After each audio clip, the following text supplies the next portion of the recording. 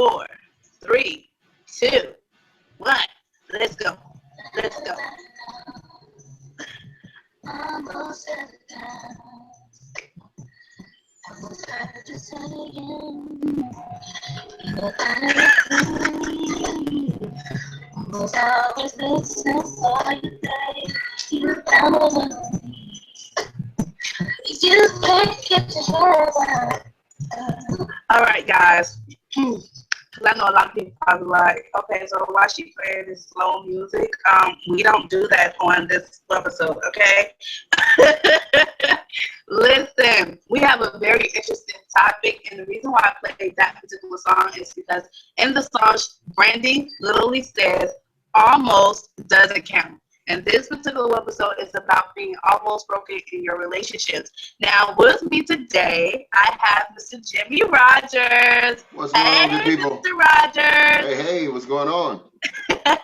Look, I wish I had my sound effects on right now because I would have did a little hand clapping. Yay! But I don't have it on, so. But we have a very interesting topic, you guys, and I'm very interested to see where this conversation is going to go. Is it going to go left or is it going to go right? Now, I don't know if I was looking to my left to you guys. The point is. So we're going to ask Mr. Rogers a few questions because he is the expert. Uh-oh. Yes, I had to give it to you. He is the expert in relationships. So I wrote down a few questions here on this little piece of paper right here. You ready? Well, look, let me go ahead and put my little disclaimer in. Look, you know, people give you, we acquire these titles, and it does not mean that I'm perfect, okay?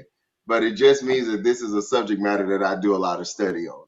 That's why she's saying the expert thing. But anyway, yeah, I am ready. Look, I think this is going to be a great topic. And for all of you all who are watching and listening to this webisode, we want you guys to shoot in some questions, shoot in some comments in the message box. So Shanell can we can kind of interact with you all because we do want to hear what you have to say. I am not the quote unquote authority on this matter. I will, however, give you some tips and some strategies that will better help all of us actually have healthier and more fruitful relationships. But Shanell, I'm all yours. Go ahead, shoot the first question. I know you were ready to do this. Let's do this. Okay, so can you hear me appropriately? Yes, I can hear you. I can hear you. Okay, because I know, like, I have so many different screens pulled up, so I'm probably like, oh gosh, I don't know. Maybe I sound a little spotty to you. I don't know. Okay, so the first question that I have here is, what would you consider to be an almost broken relationship? Now, don't just tell me about what it means to have an almost broken relationship, but how do you differentiate between the two? Like, what's the almost broken relationship and what is not? Well, an almost broken relationship, I mean, honestly, that question in and of itself is really self-explanatory. Almost broken relationship is the one where you are really ready to give up. I mean, things are not going as you had dreamed that they would go in this relationship. He or she is not supporting you on the level that you felt that you should have been supported, or he or she is not providing the way that you anticipated this person providing, and or you all don't have this fairy tale communication style that you dreamed of. And you're just tired. You're at your wit's end. In your mind, you've done all you can do, and you can't do anymore. You know, so it's almost broken. I mean, this thing is almost over. And you know, and then there's another scenario where your spouse or significant other may be feeling the exact same way that you're feeling. So when something is almost broken, you can almost guarantee that both parties are feeling the exact same way in this matter. So to me, that would be an almost broken relationship. And you know what? You bring up a valid point when you say your partner may be feeling the same way, because I think that's where the lack of communication comes into play. Mm-hmm. Because usually in almost broken situations, like, there's a lack of communication. No one is communicating on the level in which they should.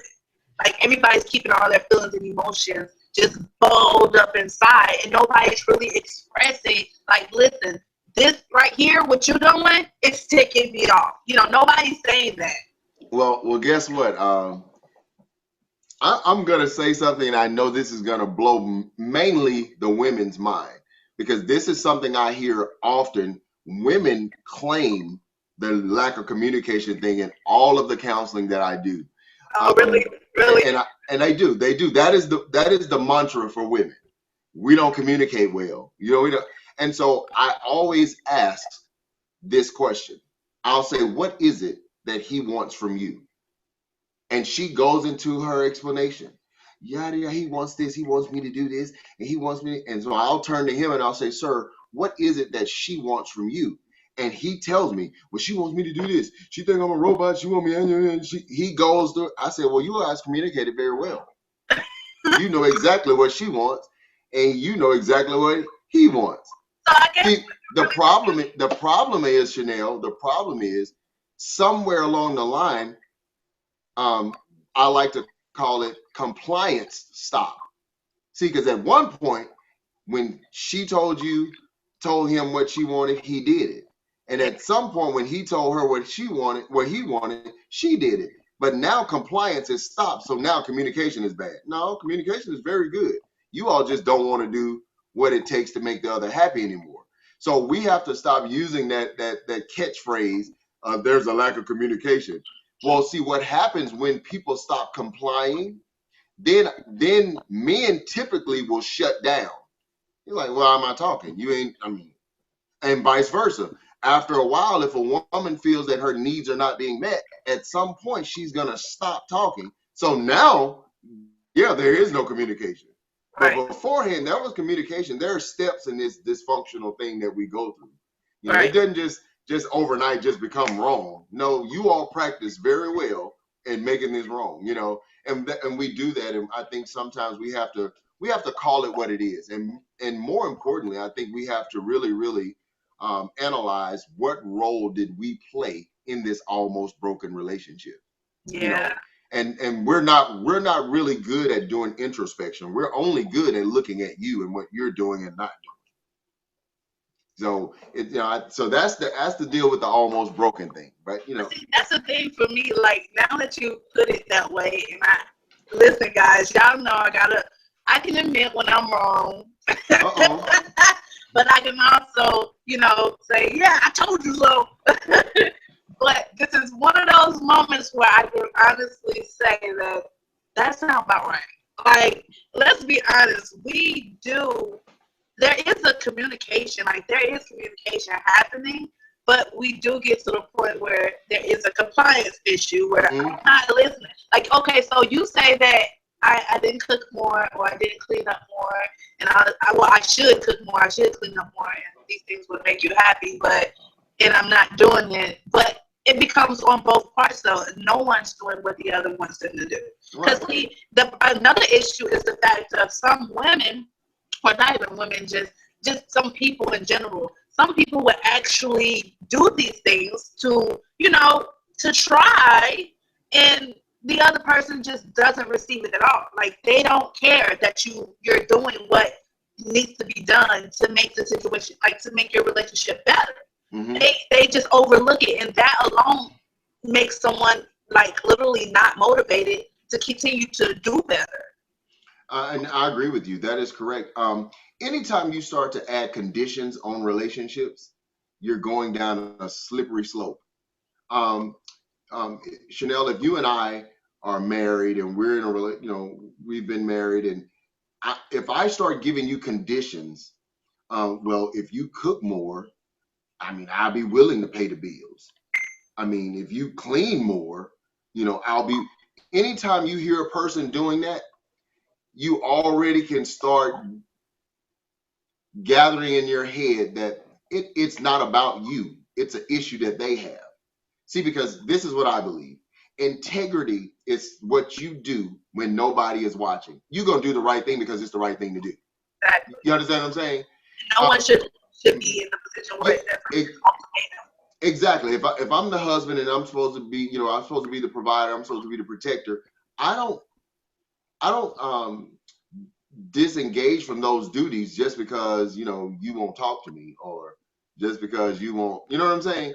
Yeah. I'm gonna do that anyway because that's what I'm supposed to do. Now, am I saying that it, I'm gonna be it's gonna be easy not to battle those feelings I feel because you're not giving me what I feel I deserve in a relationship? Yeah, that's going to be tough. But the mature man or the mature woman, she's still going to do what she knows she's supposed to do for the family, for the husband. And listen, because a man is a man and because a woman is a woman, there's already going to be differences of opinion. We say these things, but I don't think we say things like men from Mars and women are from Venus or whatever it is. That's true. We're from different planets. We think differently about certain things. We approach things differently. Scientifically, they say women are what? More emotional than men. So men should already know, hey, she gonna come from an emotional angle. Yeah. The average response to just about anything that comes from people's mouths is I feel. When a person says I feel, that's emotional. That has nothing to do with intellect. You could give them all of the facts in the world, but when they start saying I feel, that's going to be a tough conversation because their feeling is overruling intellect, proof. I got proof that you didn't. No, I feel if you had have done, if So these feelings, we have to really, really be mature enough to say we can't add conditions to relationships. I'm gonna do what I'm supposed to do because that's what I'm supposed to do. I'm gonna do right because I'm supposed to do right. And when we start practicing this negative behavior, it leads to so many different areas in life, and I'm sure that we'll get into those different areas as this conversation goes on. Listen, I'm ready. You ready for number 2? I'm ready. I'm ready. Are you ready? Because that alone, I'm saying, you literally had me to take a step back and really think about things on a different level, to a point where I had to say, okay, you know what? So we did talk about that. Mm-hmm. Oops. Right. Oops. Okay. Talk about taking accountability. When you're right, you're right. You're wrong, you're wrong. Mm-hmm. Just accept it. Let's move on. So, question number 2. Okay. What do you think the biggest fear is in an almost broken relationship? Oh, that's easy. The biggest fear is being wrong. Who wants to be wrong? I don't want to be wrong. That's the biggest fear. See, anytime somebody tells you that you are less than what you have painted yourself to be, or you assume that you are, you now going to go on the defense because the last thing you want to be is wrong, or the last thing you want them to be is right about their depiction of you. So the biggest fear in an almost broken relationship is actually being wrong, being guilty of whatever it is you're being accused of. So when you allow that fear to consume you, now what you have chosen to do is not to address what you're really doing. And I tell people all the time, just because you were thinking it doesn't mean that's what you did, because we all know that actions speak louder than words.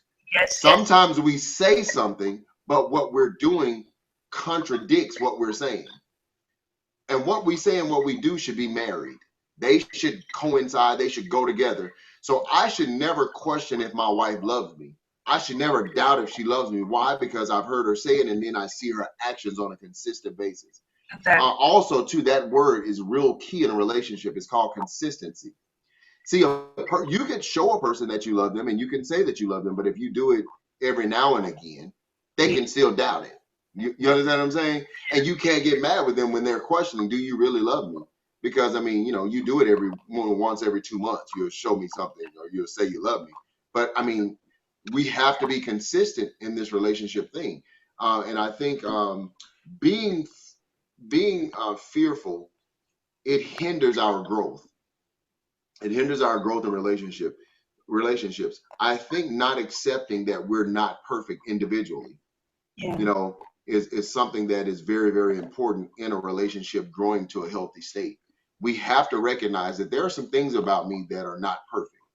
And just because my spouse or my significant other has some faults doesn't mean that they're not qualified to talk to me about my issues. Exactly. See, sometimes we get to that point too. It's like, you know what? How you gonna tell me something? You ain't doing what's right. Right. And so now nobody's moving forward. The relationship is at a stalemate. Anything that's stagnant starts to stink. Mm. You know, you let some water sit still long enough, it's gonna start building up algae and it's gonna start smelling after a while. And that's what relationships start to do. They start to smell because there's no effective and active movement in that relationship in a positive direction. So yes, if you want to know what the biggest fear is in an almost broken relationship, the fear is being wrong. The biggest fear is being wrong, not meeting up to your own self-gradation of who you are. You know, we think we're much better than who we really are. I mean, that's, you know what, I can agree with that. I'll agree with that because, you know, I agree. That's all I'm saying. I ain't gonna go into detail, but I agree. Look, I go into detail. We might go to this episode for about a week and a half. Oh, girl, you crazy. Look, maybe a year. Who knows? But okay, so we're saying that this is the fear. Mm-hmm. So how would we overcome this? How would we overcome this fear? How do we move past this? How do we let go of being that type of person? Well, I think the first step in overcoming the fear of being wrong is accepting that you could be wrong. Yeah. See, I think when we get in a relationship and we're having a disagreement with our spouse, we have to sometimes step back from our emotions, step back from how we feel they're making us feel in that moment, and really listen to what they're saying and then analyze it with our actions, not what we think we are doing or not what we think we're saying, but what we actually did or what we actually said. You know what I'm saying? And then we have to strongly consider, man, could I have been wrong in that moment? Because I'm gonna tell you guys, you know, I know she tried to call me an expert or whatever, but my wife to this day, love her to death, but we'll get into some conversations and I'm kind of straightforward. Yeah. And I'll say something like, you know, I'm like gonna hit you in the jaw with it. I just don't package things real pretty because Right. I think that's a waste of time. And then some people don't care how it's packaged. If they don't want to do it, they're not gonna do it. So I just figure, you know, let me go and just give you what it is straight up. And sometimes she's like, you know, you could have said that much nicer. And I'm thinking, and you could have just took what I said and been done with it, you know? And I mean, that's how I feel. And but the deal is, I told you the truth. I did not mean it maliciously.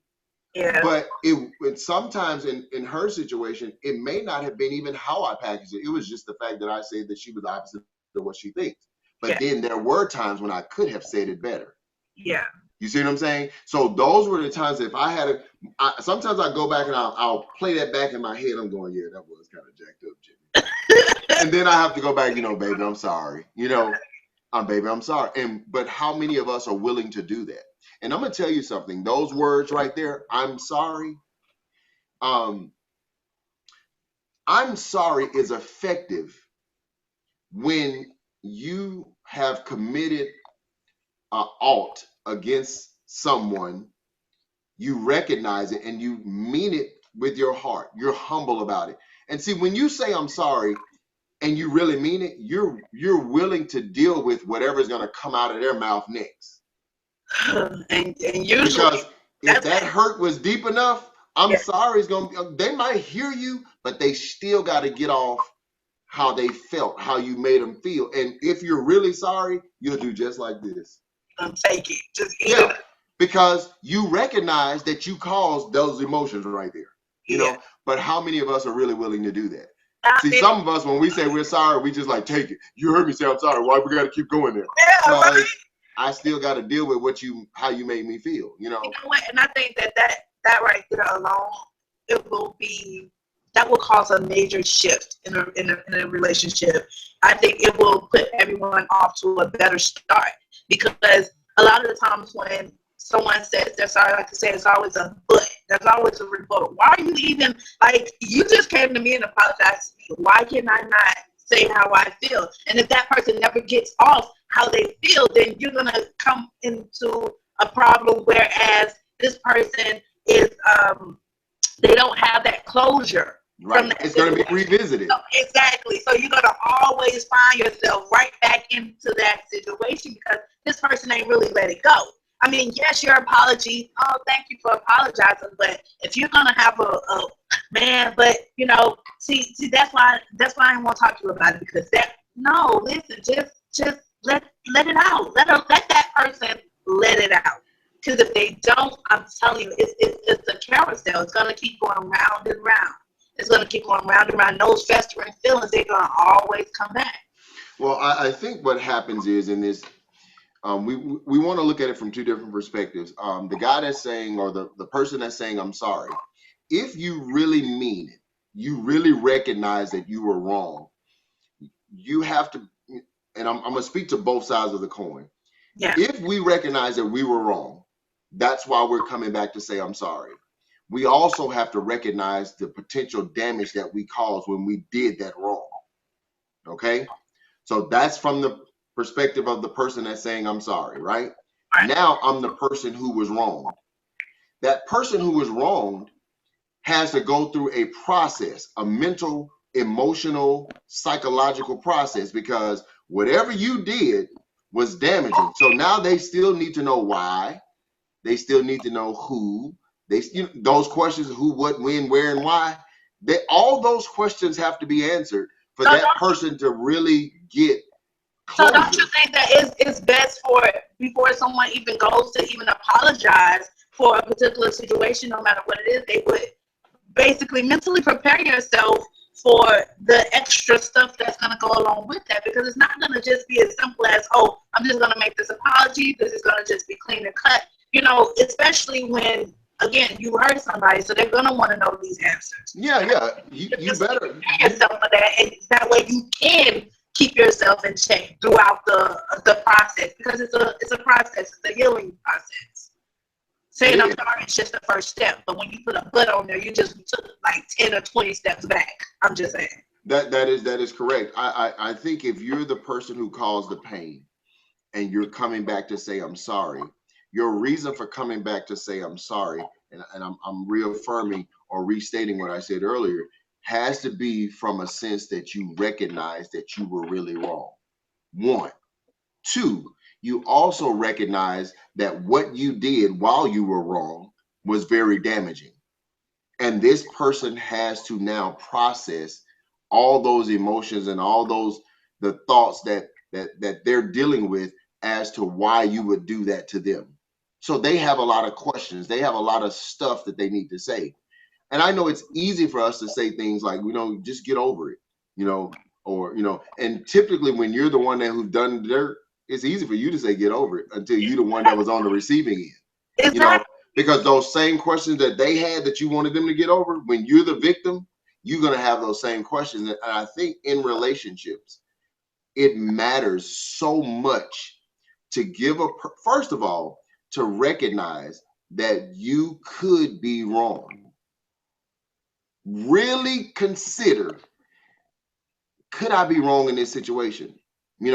And then if you consider that, be willing to say, once I come back and say I'm sorry, I understand that I'm opening up Pandora's box for this person to now express themselves and have a lot of questions for me. And I need to be mature enough to answer them. If I say something hurtful to my wife and she comes back and tell me that what I said hurt her. Now, even if in my heart of hearts, I believe that I wasn't malicious, my intent wasn't to hurt her. Even if in my heart of hearts, I'm just believing you just couldn't deal with the reality of me saying what I said. Right. It wasn't that it was packaged to hurt you. I still have to recognize that she's hurt. You understand what I'm saying? Yeah. So now I have to address the fact that the woman I love and the woman I vowed my life to and who vowed her life to me, she is hurt. So now I have to be mature enough to address her pain and say, babe, I'm sorry that you're hurt. I meant what I said. but I did not mean for it to hurt you that the way that you're hurting. You know, I mean, I think we can still maturely do those things. Or if I said something and it was wrong, I need to now be mature enough to say, babe, I shouldn't have said what I said. Right. Or I shouldn't have said it how I said it. But we don't like doing that because that makes us vulnerable, you know. And so we hold on to that pride, and now this thing is festering. And I'm gonna tell you, the worst thing that you can have in a relationship is resentment. You know, once you start resenting your spouse, or you start resenting each other, Yeah. that's a time bomb waiting to explode, you know. So yeah, that fear, how to get over that, recognizing that you're wrong, you could be wrong. And if you do recognize that you could be wrong, now you have to make amends. You have to be willing to let them vent, and be willing to take it, because that's not, can you imagine um saying you sorry, and now they're just vomiting on you. I mean, just telling you all the bad about you.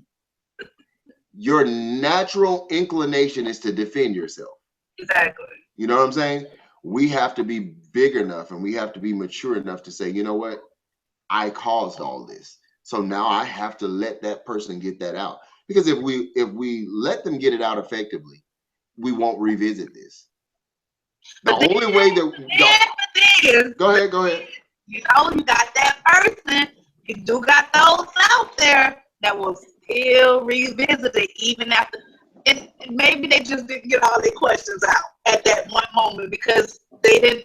You know, some people are not prepared for that sorry. So when you first say you're sorry, and then the person, you know, asks all of these questions, they're not asking the right questions. That's the truth. They're not asking the right questions. They're asking the right now, you know, first reaction type of questions. Well, think about it like this. Understand that that person is going through grief. Okay, that person suffered a loss. Maybe it was a loss in trust. Maybe it was a loss in feeling that you were supposed to be a protector of theirs, and now you hurt them. So Yeah. they are going through grief. Now, grief has 5 stages. Okay, so they're not going to always get over it on that first day because they're still going through that grieving stage. Um, you know, when somebody first says something that offends somebody, they're in shock at first. It's like, that, did he just say, or did she just say? You know, you go through that denial stage. You really didn't just say what I just thought I heard you say. And so we go through those grief stages, and understanding grief grief takes a while, you know, because you're in denial, then you're gonna go to the bargaining stage, then you're gonna get angry, then you're gonna go through depression, then you're gonna go through acceptance. You see what I'm saying?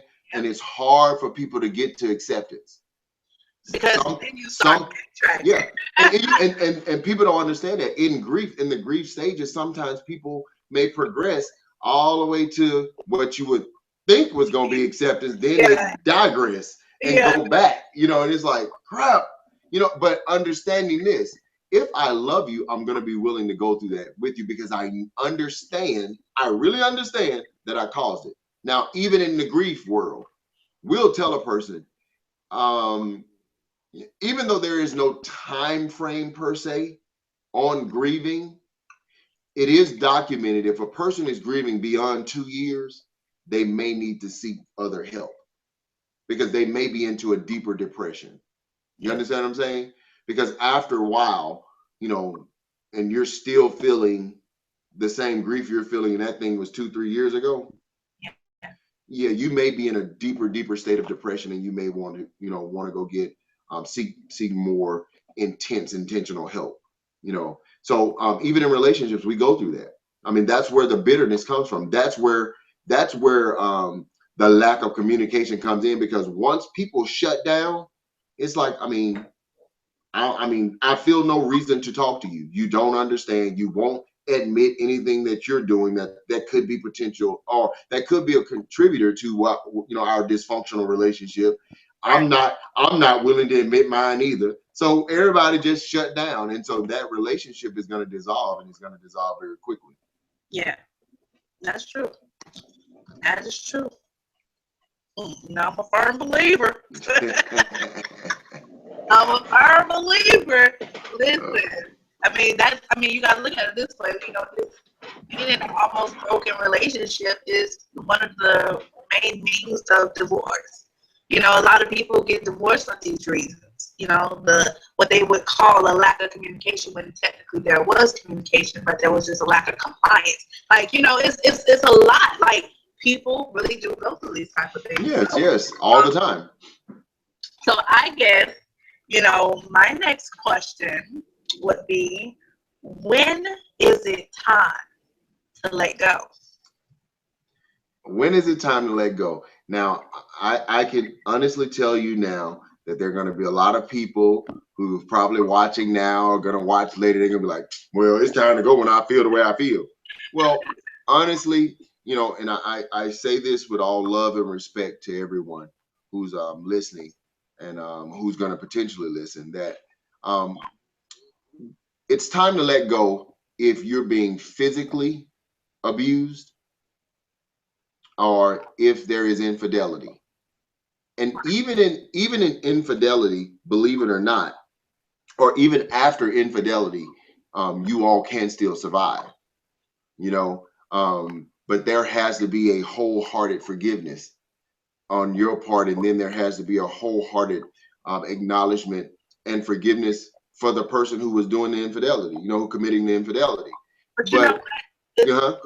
The thing with the whole infidelity part, I personally feel like, okay, so one time, you get, it's like an iffy situation, but they say if you do it once, you'll do it again. It's still one of those things where I do believe that people can change.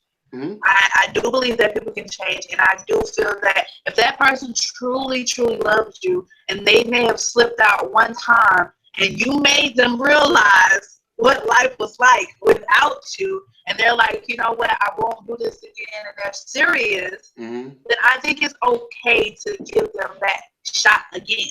But when one time turns into 2 times, and 2 times turns into 3 times, and 3 times turns into 6, we got problems. We call that a pattern of behavior.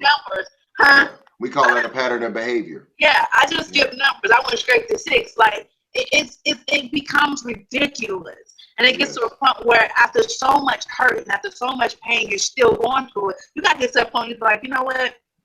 Yeah, my worth is like, I'm worth so much more than that. Like, I think people get caught up. They get into the realm of feeling like they need these people. Like, I need you. Or maybe it's a convenient situation. It goes back to need. You need them for something, so it's convenient for you, so you decide to stay. But you need to find out what that convenience is. Well, I will say this. There are so many reasons why people will stay in unhealthy relationships. And I think it would go back to a word in one of your earlier questions. It's fear. And that fear could be coupled with or motivated by several different things. It could be fear of being alone. It could be fear of how am I now going to survive? Or it could be fear of life, but I would say, my answer to that question, when is it time to let go? I would truly say if you're being put in a dangerous situation where there is bodily harm or threatening of your life, it's time to let that thing go. You know what I mean? Or like I said, if you see that there is a pattern of behavior that just breeding cheating, I think that's a relationship where it's time to let go, and you're supported spiritually, so it's like, hey, even aside from the physical abuse, understand that abuse is abuse no matter how you look at it. Yeah, I agree. Physical, if he or she is verbally abusing you, I think the mouth is a weapon all by itself. Your tongue is very powerful. It is a weapon all by itself, and people can say some things to make you feel this big, and that's a problem. If you're losing your self-esteem, you're becoming extremely insecure, then it's that point where you got to rebuild and think about yourself. Because the longer you stay, the more you're going down and deeper into this ditch.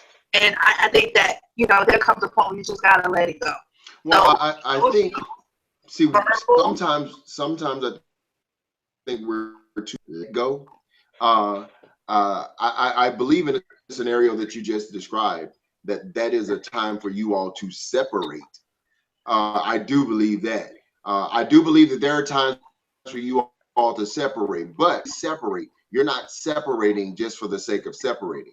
It's like you are now going to live under different roofs until while you all are separated, you're working to build that relationship back up, because obviously something is broken.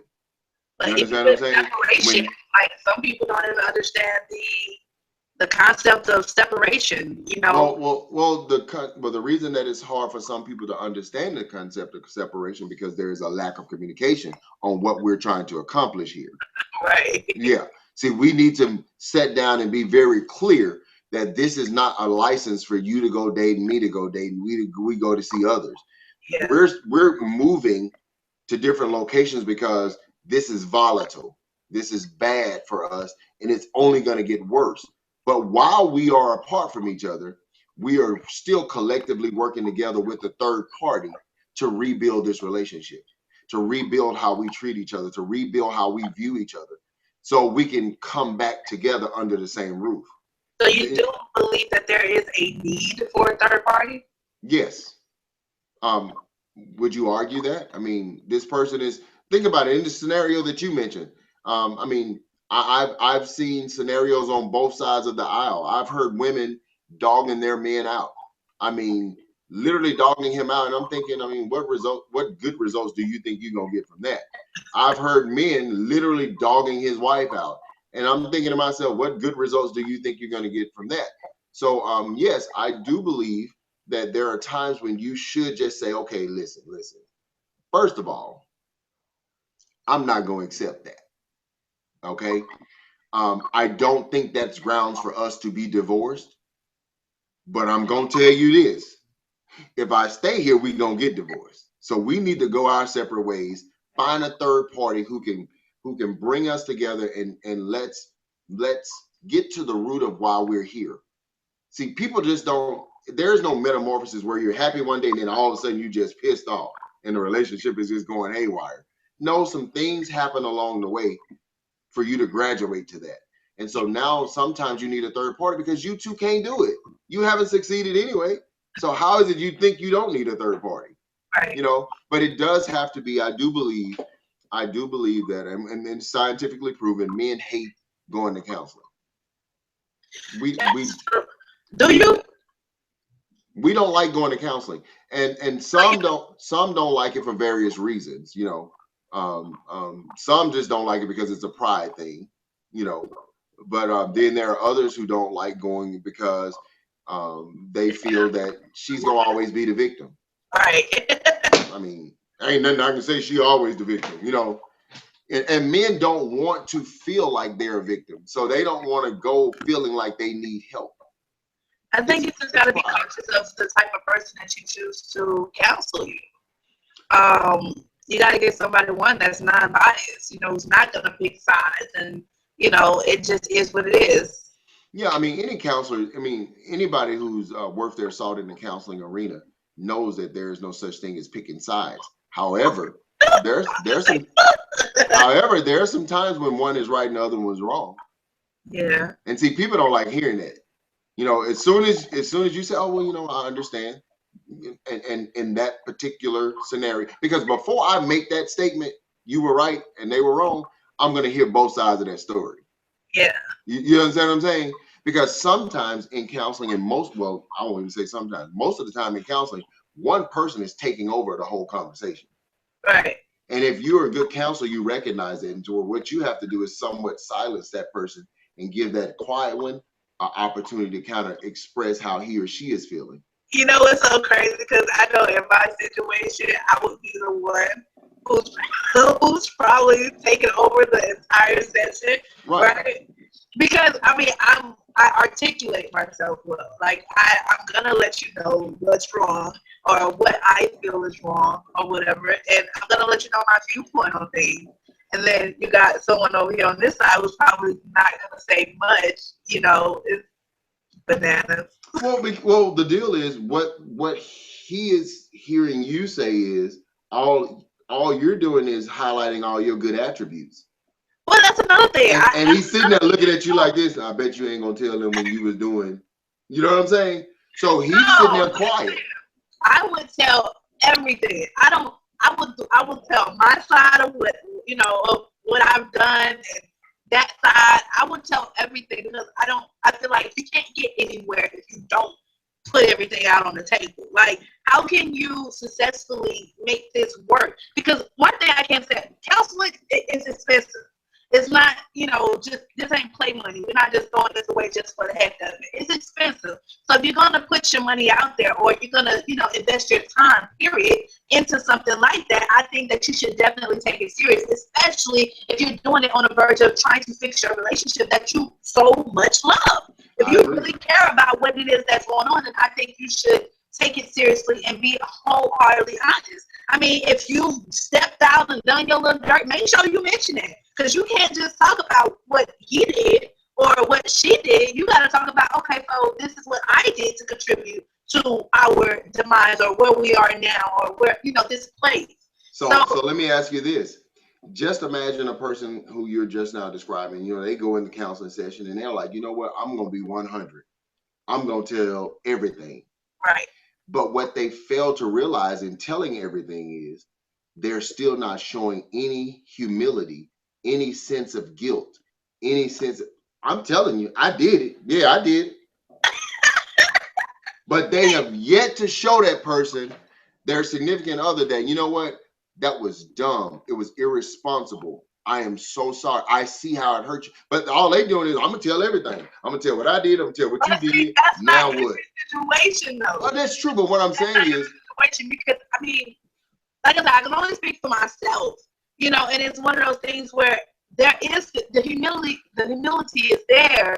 It's just one of those things where you have to also look at it on the verge of, listen, at some point, for real, especially after you've had the conversation over and over and over again, the humility was there like all 52 times. By 53rd time, I'm more like, listen, okay, it is what it is. Yes, I did this. Yes, I get this. Yes, but that don't change the fact that there's two people in this party. Like, it's not just that one person.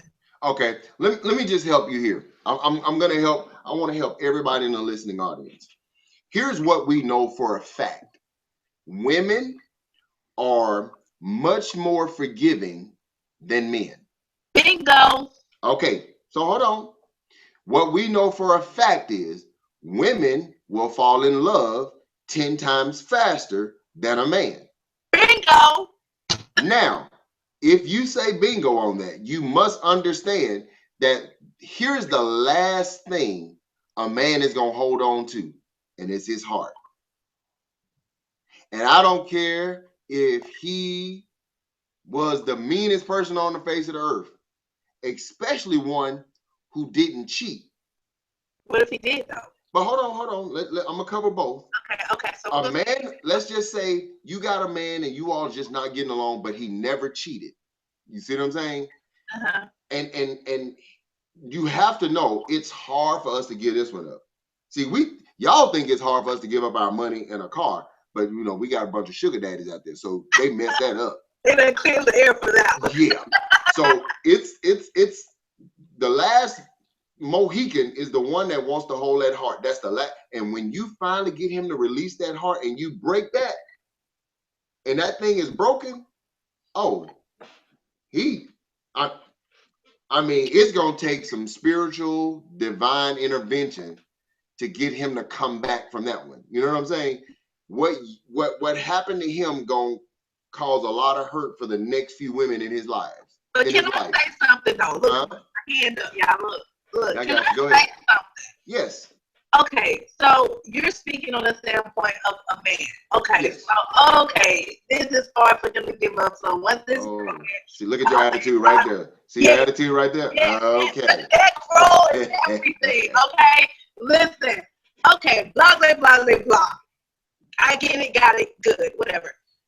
A woman is the same way, though. Even though it doesn't take that much for her to just fall madly in love, it doesn't take away the value away from how she feels about things. Like when you go and, break her heart, it's the same effect. And it's to a whole nother level, because when she reacts, now this is typically what happens with us women. I'm not speaking for everybody. I'm just speaking for, if anything, like some of the women that I know, when she reacts, he's not gonna like it, and it just might break his little heart.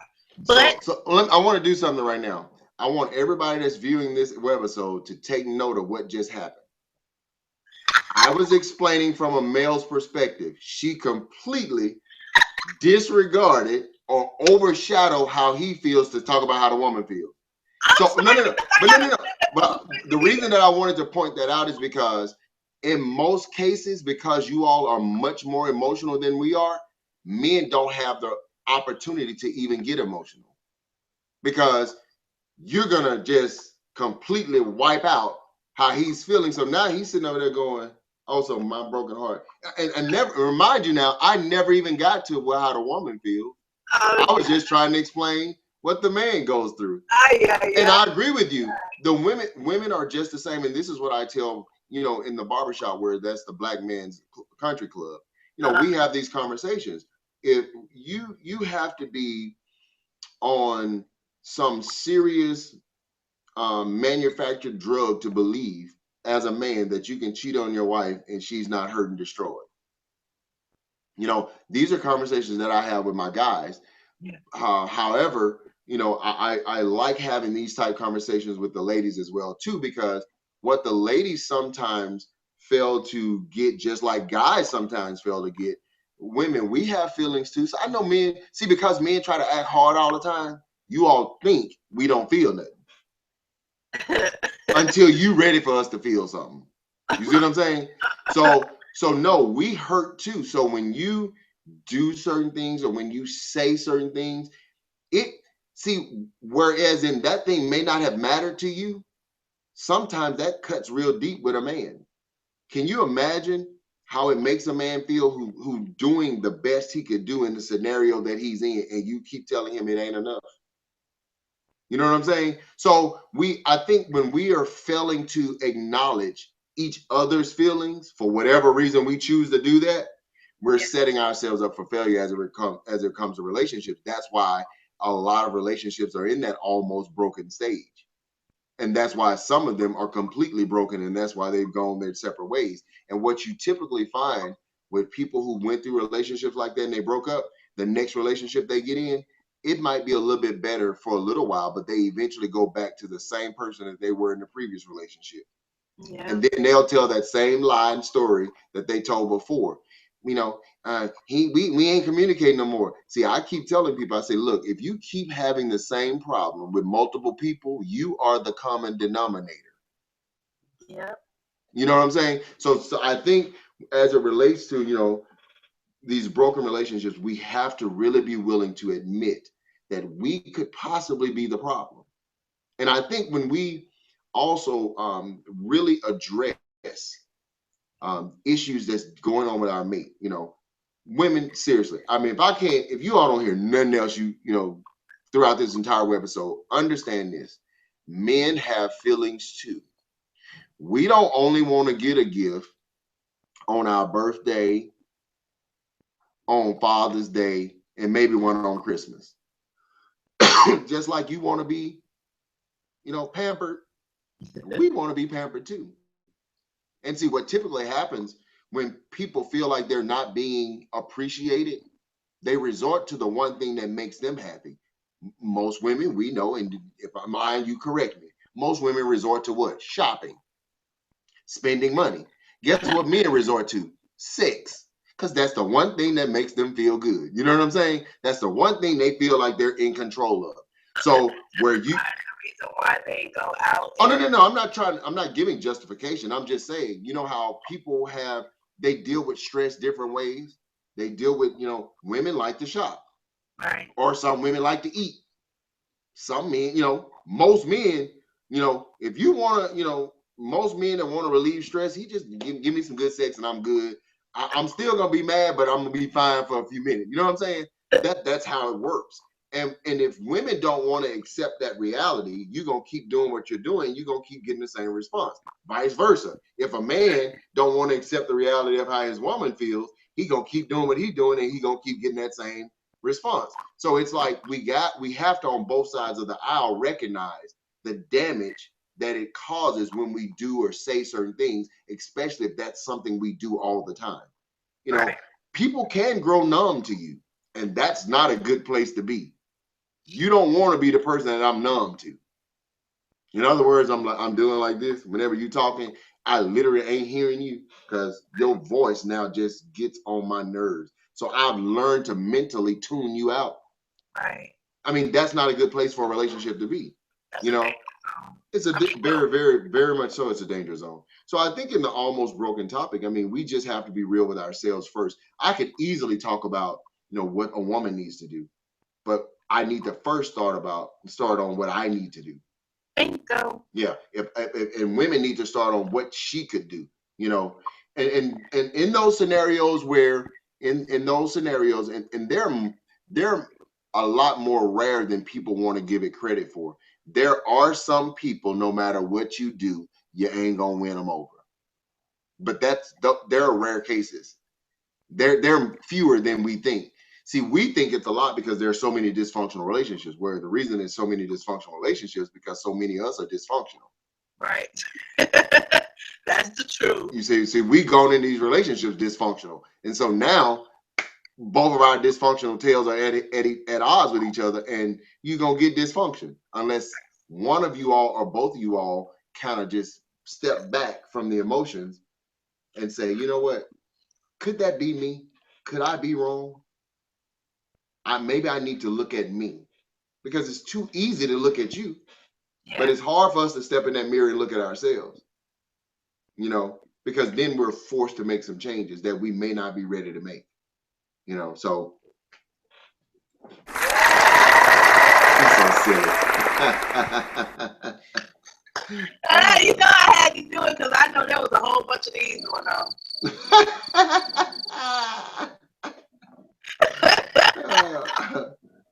Oh man, I had to do it. I had to pull them open. I was like, oh, I gotta get these effects. I was just waiting for the right time. I was waiting for it. Okay. Oh man. So let me close them out because they making my computer move real stupid. So the last question, well, more like a statement, or I guess I'm gonna ask you to give me some information. Mm-hmm. Name a few strategies that can be used to escape the hardships of a bad relationship. What can people do to escape the hardships of a bad relationship? Wow.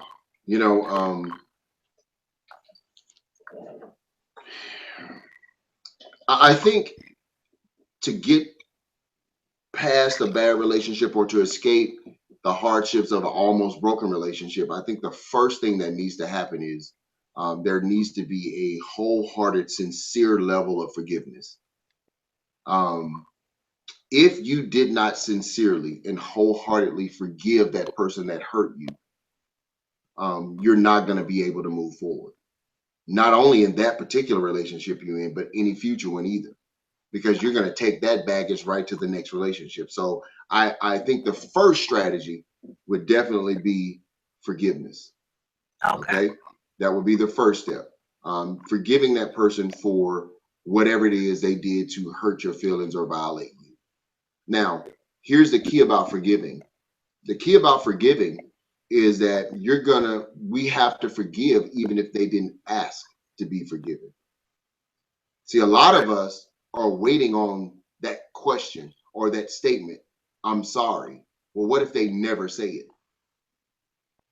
You understand what I'm saying? So we have to learn how to forgive even if they're not asking to be forgiven. Okay. That's a good question though. That's a good question. So my first strategy would be forgiving. wholeheartedly, honestly forgiving. And sometimes you have to forgive yourself, because what if you were the violator? You understand what I'm saying? Sometimes you have to learn how to forgive yourself. Forgive yourself. All right. I would say my second strategy would be, in order to, how do you overcome or get through a bad relationship? I think you would really have to sometimes just make up your mind to stay in the fight.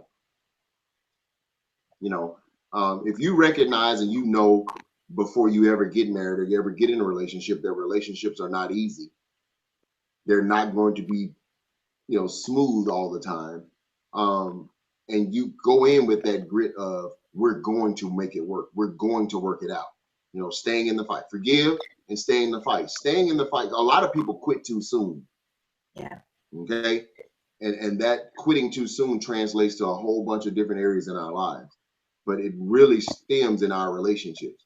We're willing to quit at the first sign of distress. Oh, I'm done. I'm out. You didn't meet my needs. You didn't buy me that mansion that I thought I was gonna get from the first husband I married. or you ain't, you ain't give me those 2 boys I always dreamed I was gonna have. So I'm out. You see what I'm saying? So sometimes I think we need to learn how to stay in the fight. Stay in the fight. The third strategy that I think we need to employ or enact in a relationship is to respect each other. We need to learn how to respect each other. And respect normally comes into play when we're angry. See, when we get angry or frustrated with somebody, respect goes out of the window. Okay. So again, respecting each other, because women are more geared to love and men are more geared to respect. But that does not mean that a man doesn't want love, nor does a woman want to be respected. Respect is just higher on the priority chart for a man, just like love is high on the priority chart for a woman. She still wants to be respected, just like he still wants to be loved. But you can say you love me, but you're not showing me respect, and he like whatever, So we need to learn how to respect each other through the good and through the bad. When it's easy, when it's hard, still have that level of respect. And I think if we could implement those 3 things, our relationships will begin to be a little bit more healthier and a little bit more productive. Like I said, forgiving, respecting, and then just being willing to stay in the fight. So I want to add one more to that. Okay. And the one thing that I want to add to that is understand that you need to be an example of how you want to be treated. Mm-hmm. So if it's love, you got to love yourself. Show people how to love you. Show people how to respect you. And the only way you can do that is by doing it for yourself. So I say, be an example. Practice what you preach. You want it, you got to be it. You are what you attract. If you love yourself, you're gonna show people how to love you. So that's my little tidbit to add in. Yeah, I would love to piggyback off of what you said, because we do teach people how to treat us. But when you say be an example, the first thought that came to my mind is, if I want you to respect me as a man, I need to respect you as a woman. You understand what I'm saying? Sometimes we request certain things that we're not willing to give. I want you to love me, but you don't show me love. So if I want you to love me, I'm going to love you. You know what I mean? So when you say be the example, that was the first thing that came to mind. I believe this wholeheartedly. Be the first one to do it consistently. And then that person will never have to doubt if you're that type person. Exactly. So you want to hear that statement. He don't love me. He tell me, but he don't show it. Your action. Right. You don't hear that part. Right. And like you said, be an example. Be the first one. If I want you to hang in there with me through the good and the bad, I gotta first show you that I'm gonna be down with you through the good and the bad. Right. I can't be the fickle one, and I'm asking you to be, ride or die, you know, but we do that sometimes.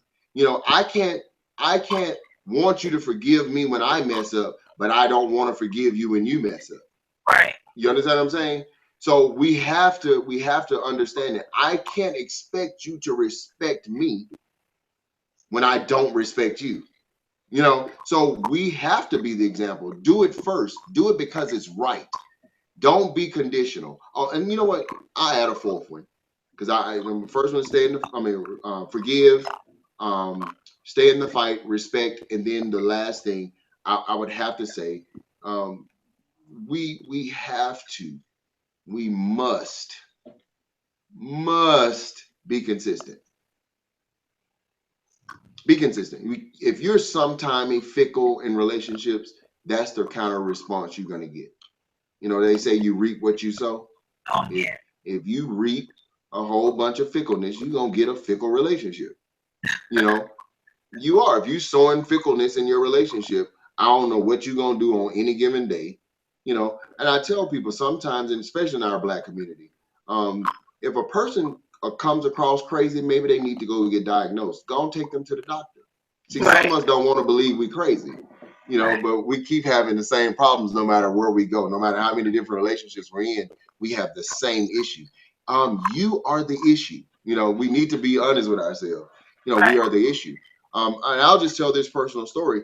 There was a point in my life where I didn't trust, you know, and it was because I had been hurt and I never dealt with that hurt. So I took that lack of trust into every relationship after that. So if I couldn't make sense of something that you did or said, I automatically didn't trust you no more. And it wasn't nothing you could do to change my mind. You know what I'm saying? So Right. once I learned or dealt with what I didn't deal with years ago, now to me, I'm at a stage in my life now. Honestly, I'm gonna do what I'm supposed to do, and if you gonna do what you gonna do. I mean, I can't stop. You know, we cannot stop someone else from doing whatever it is they're gonna do. What we do have control over is how we respond to it. Right. And so I just believe that, you know, we can get out of these almost broken relationships if we implement those four things. You know, if we forgive, I think we can. If we stay in the fight, if we respect each other, and we be consistent. And then your fifth one. What was your fifth Yeah. one? Should be an example. Be an example. I got it. Big Yeah. example. If you be the example. So look, that's my little take on it. And that is actually all of our questions for today that we have to consider. Wow, I made it. How did I do? You know what? I'll think about that. No. Look, you know, all men are on a grading scale. We want to know how we did. You know what I'm saying? Y'all be worrying too much. Y'all be Look, we're competitive. We're built that way. We're wired that way. look, ain't nobody got time for I heard that. that. I bet you when you cook that dinner, don't ask me if it was good then. Really, really. Look, really. Let me get the neck rolling. Don't make me start clapping on you now. You know it gets real when you start clapping on me. So to sum everything up again, you guys, the strategies to prevent being in these type of situations and these almost broken relationships. And remember, the word "almost broken" is just what it is, almost. And see, the reason why I played the brandy in the beginning because it's like almost doesn't count. I mean, it's not completely broken, or you're not completely broken because aside from the relationships, it's the almost broken mentality that we get from being in these broken relationships. You have to be able to, keep yourself on the right track and not allow yourself to become a victim to whatever it is, or your circumstances, or your surroundings, and the things that's going on around you.